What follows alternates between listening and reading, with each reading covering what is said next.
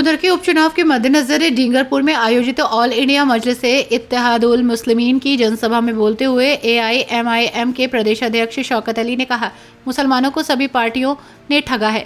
किसी ने भी मुसलमान की भलाई और तरक्की के लिए कोई काम नहीं किया, चाहे भाजपा हो, कांग्रेस हो या समाजवादी पार्टी। सभी ने मुसलमानों से सिर्फ वोट हासिल किया और उनके विकास और उन्नति के लिए कोई काम नहीं किया। भाजपा ने धर्म की राजनीति कर हिंदुओं को कमजोर करने का काम किया है।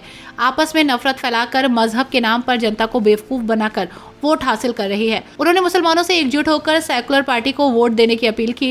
मुसलमानों को अपना नेता चुनना होगा जो बिना लालच के लिए ईमानदारी से मुसलमान की आवाज उठा सके और उनकी तरक्की तालीम के लिए काम करे। जनसभा में प्रदेश अध्यक्ष हाजी शौकत अली, प्रदेश प्रभारी माजिद हुसैन अंसारी, वारिस पठान, पवन राव अंबेडकर, सरदार DS बिंद्रा, एहतशाम मंसूरी, प्रत्याशी हाफिज बारिस पाशा, जिला अध्यक्ष मोहिद फरगानी, संभल चेयरमैन मुर्शीद खान, शमीम तुर्की, साजिद सैफी, महानगर अध्यक्ष वकी रशीद, अशरफ अब्बासी, आलमगीर, वारिस पठान, जकी रायनी, अब्दुल सलाम समेत हजारों की संख्या में लोग मौजूद रहे। के लिए आपके पास रास्ते क्या है?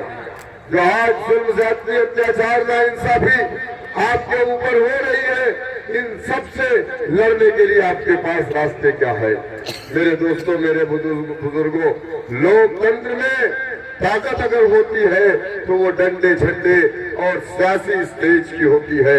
जिस समाज के पास अपना सियासी झंडा नहीं, अपना डंडा नहीं, अपना नेता नहीं, उस समाज को लोकतंत्र में इंसाफ नहीं मिलता।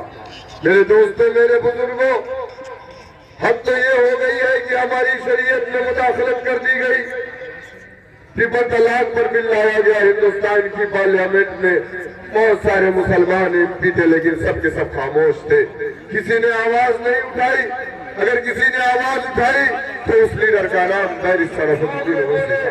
हमने डिस्पोजल गिलास की तरह, प्लास्टिक के गिलास की तरह इस्तेमाल किया, लेकिन जब हमें कुछ देने की बात आई तो इन लोगों ने यही कहा, मैंने तुमसे ये वादा थोड़ी किया था कि तुम मुझे वोट दो तो मैं तुंदरकी में तुम्हें अस्पताल बना करके दूंगा।